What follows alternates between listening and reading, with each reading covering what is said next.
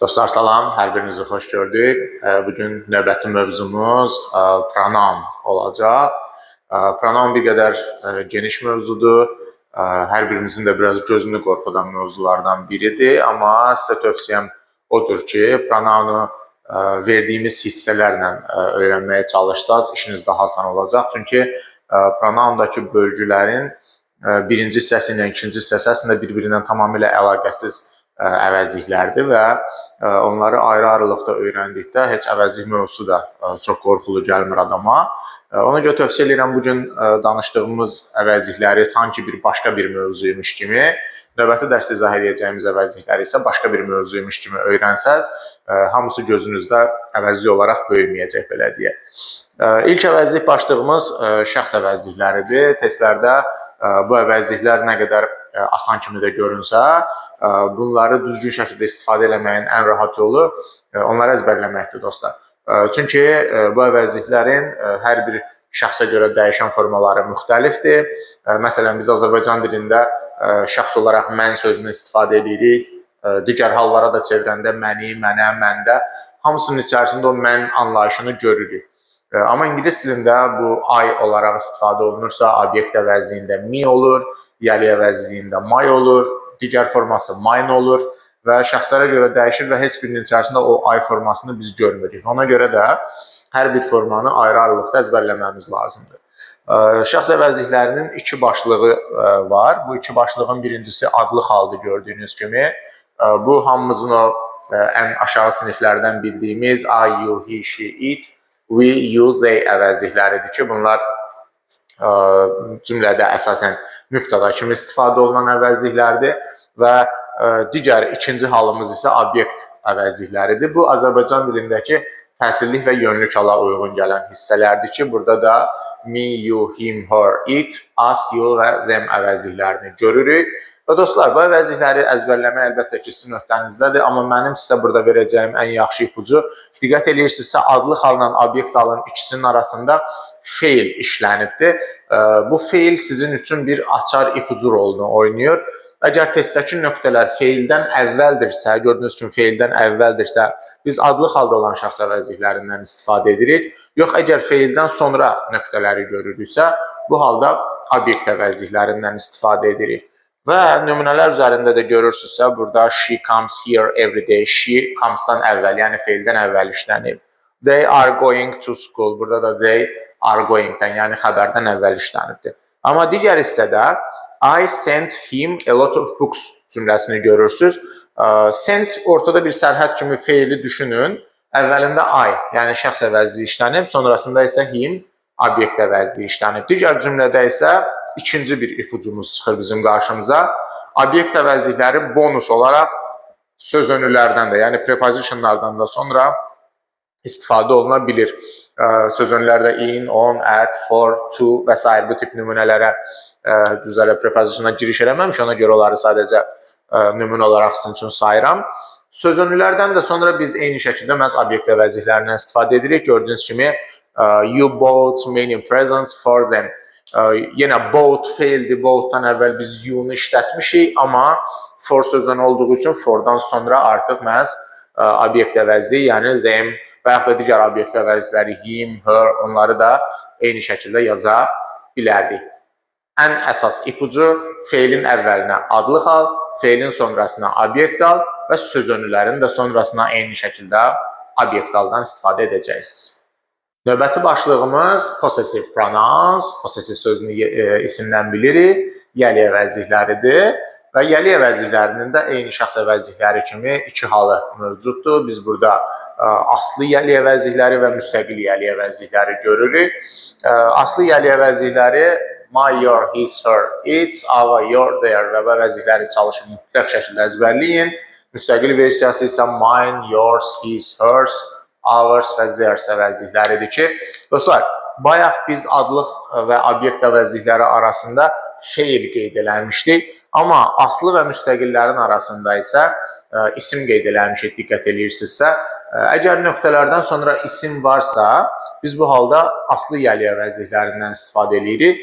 Amma yox, əgər nöqtələrdən sonra isim yoxdursa, yəni nöqtələr əksinə isimdən sonra gəlirsə, biz bu halda müstəqil yəli əvəzliklərindən istifadə edəcəyik və burada verilən cümlələrə də baxsaz, she took my book, book isimdir və əlbəttə ki, qarşısında aslı hal işlənir. They found a lot of new books in our house. House yenə isimdir və our məhz aslı yəli əvəzliyi kimi işlənib. Amma sağ tərəfdəki nümunəyə baxsaz, this house is ours. Bu ev bizimkidir və burada ours gördüyünüz kimi özündən sonra isim olmadan işlənibdir. Və digər cümlə isə ikisinin bir arada işlənməyinə diqqət eləsək, this is not my car, bu aslı haldır çünki car isimdir. Amma digər cümlədə isə mine is red, bu mənim maşınım deyil, mənimki qırmızıdır. Burada isə mine müstəqil şəkildə işlənib, yəni isimsiz işlənib. Qayda çox bəsitdir, nöqtələrdən sonra isim gördünüz, aslı yəli əvəzliyini yazırsınız, isim olmadıqda isə müstəqil əvəzliyi yazırsınız və istisnasız bir qaydadır, nə aslı yəli əvəzlikləri isimsiz işlənə bilmirlər, nə də müstəqil yəli əvəzlikləri isimlə işlənə bilmirlər. Yəni bu qaydanın bir istisnası da yoxdur. Sadəcə ortada ismi özünüz üçün ipucu olaraq saxlayın və əvəzlikləri əlbəttə ki, əzbər bilin, yetərlidir. Üçüncü başlığımız reflexive pronouns, yəni qayıdış əvəzlikləridir. Qayıdış əvəzliklərinin testlərdə qarşımıza çıxan əsasən iki başlığı var. Bu başlıqlara keçid eləməmişdən əvvəl birinci qayıdış əvəzliklərini tanıyaq. Qayıdış əvəzlikləri tək şəxslərə self, cəm şəxslərə isə selves əlavə etməklə düzəlir və self özü deməkdir. Selves olduqda isə əlbəttə ki, özləri mənasında istifadə olunur. Və bu əvəzlikləri, dostlar, biz istifadə edəcəyik birinci görüntü olaraq. Yəni, burada nəyi nəzərdə tuturam? Baxın, diqqət edirsə, mən əvəzlikləri düzgün formada yazmışam. Myself, yourself, himself, herself, itself, bunlar tək şəxslərdir. Ourselves, yourselves və themselves. Bunlar əvəzliklərin düzgün formalarıdır. Bunu nəyə görə vurğulayıram? Çünki testlərin bəzi nümunələrində yanlış variant olaraq bu əvəzliklərin yanlış formaları çıxır bizim qarşımıza. Məsələn, aşağıda nümunələrin üstündən xətt çəkilən formasını görürsünüz. She self deyə bir forma verilir və ya ourself deyə bir forma verilir. Dostlar, burada gördüyünüz formalar xaricində digər variantlar mövcud deyil. Yəni, hətta şəxslər uyğun gəlsə belə əvəzliklər, yəni she self deyə bir əvəzlik yoxdur deyə biz onu qayıdış əvəzliyi kimi də she şəxsinə uyğun şəkildə işlədə bilmirik. Bunu mütləq şəkildə nəzərinizdə saxlayın. Qayıdış əvəzliyinin necə işlənməyinə gəldikdə isə onun ən çox işlənən testlərdəki forması cümlənin mübtədasına görə qayıdış əvəzliyinin işlənməsidir. Məsələn, diqqət eləsəz birinci cümlədə Jane comes here by herself. Jane qadın cinsidir və qadın cinsinin qayıdış əvəzliyi herselfdir. Gördüyünüz kimi Jane-ə görə də biz məhz herselfdən istifadə eləmişik. My friend has already done this work, himself və ya herself. My friend şəxsi she şəxsi də ola bilər, he şəxsi də ola bilər. Ona görə biz orada himself də yaza bilərik, herself də yaza bilərik. Children write the test themselves. Children uşaqlardır, yəni onlardır, cəm şəxsdir. Bütün cəm şəxslərin qayıdış əvəzliyi avtomatik olaraq themselves olur. Və they are going to play football themselves. They də özü onsuz da şəxs əvəzliyidir və qayıdış əvəzliyi olaraq da themselves-i tələb edir. Bu, qayıdış əvəzliyinin ən bəsit formasıdır, amma testlərdə də məhz ən çox bu forma ilə rastlaşırıq. İkinci başlığımız isə əmr cümləsində qayıdış əvəzliyinin necə işlənməsidir. Dostlar, mən burada sizə çox rahat bir tövsiyə verəcəm. Əgər birincisi əmr cümləsini tanımamız lazımdır ki, əmr cümləsi birbaşa feillə başlayan cümlədir. Məsələn, normalda biz nəqli cümlədə I go, you come şəklində I go deyəndə mən gedirəm, you come deyəndə sən gəlirsən. Yəni, birinci mübtəda ilə başlayırıq, sonra xəbərdən istifadə edirik.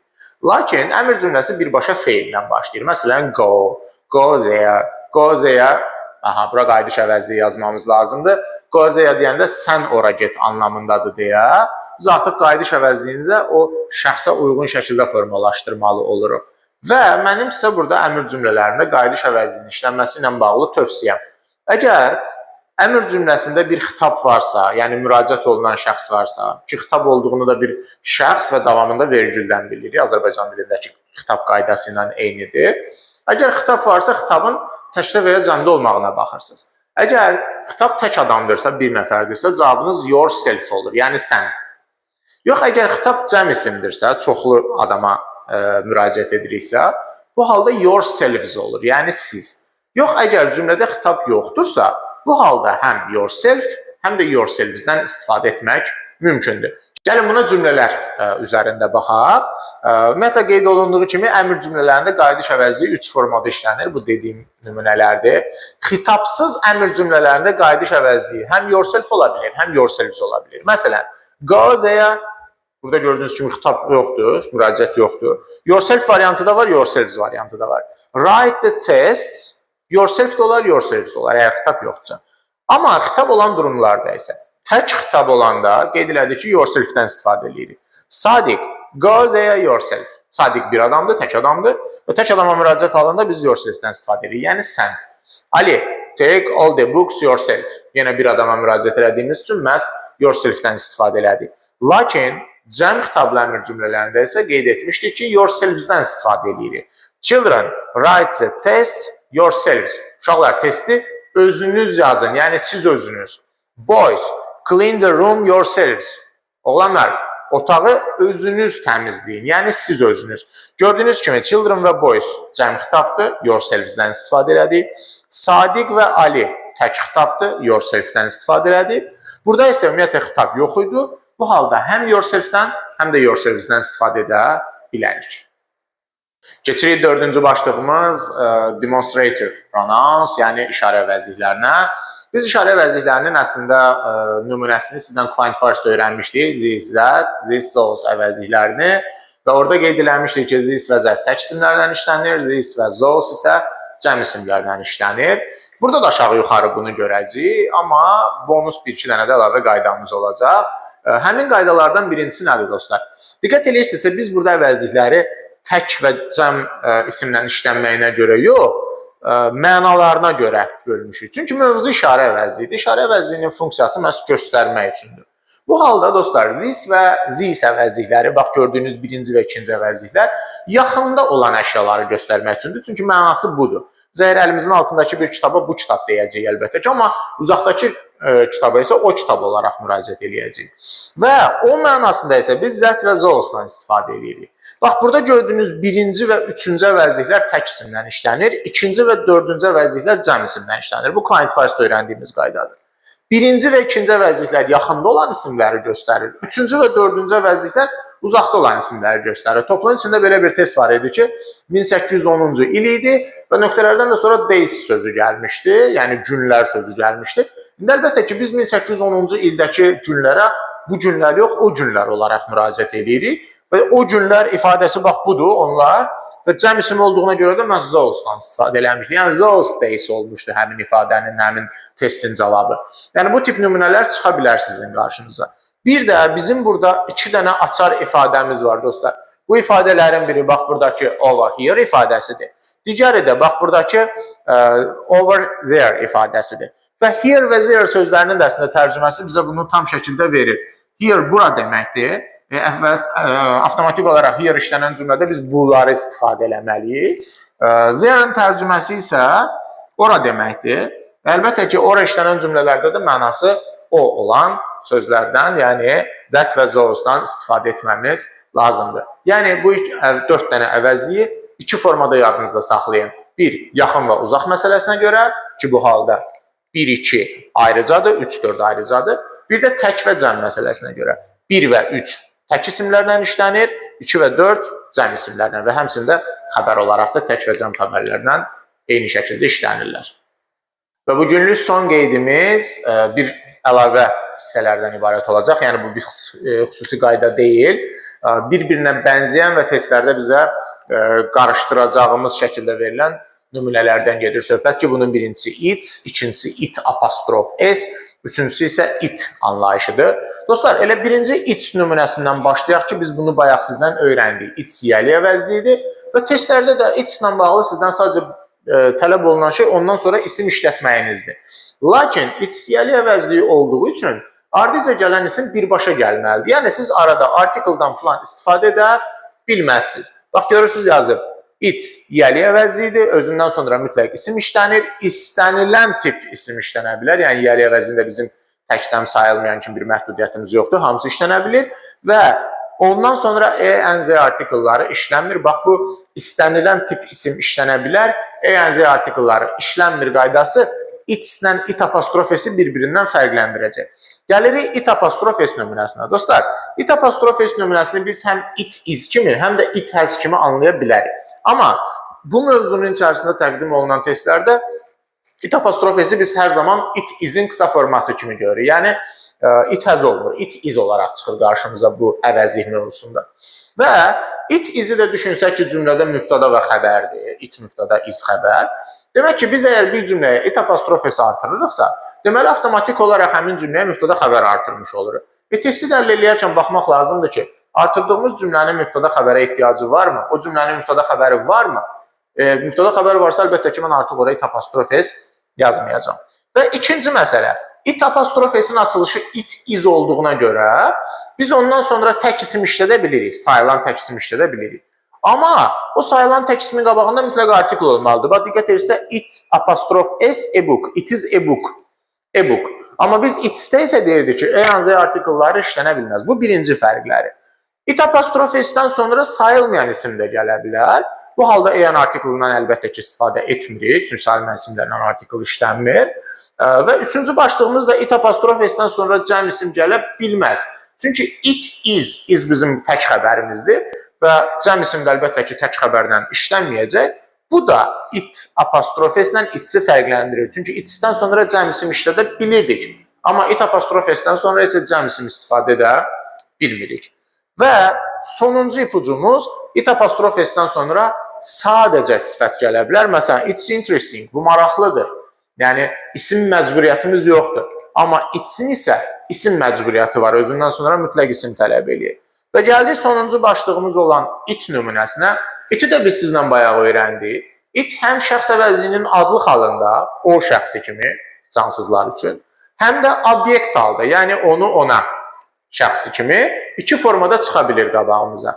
Və şəxs əvəzliyi kimi o feildən əvvəl işlənirdi cümlədə, obyekt əvəzliyi kimi isə feillərdən və söz önlülərdən sonra işlənirdi. Yəni, gördüyünüz bu it əvəzliyini feildən əvvəl işlədəcəksiniz. Mübtada olacaq. Baxın, it took me a lot of time to go. It took-dan əvvəl işlənirdi. İkinci cümlədə isə she took it, feildən sonra. Yəni, bu it əvəzliyini ya feilin əvvəlində, ya feilin sonrasında istifadə edəcəksiniz. Bonus olaraq söz önlüdən də sonra istifadə edə bilərsiniz. Dostlar, bu bizim əvəzlik mövzumuzun birinci hissəsi idi.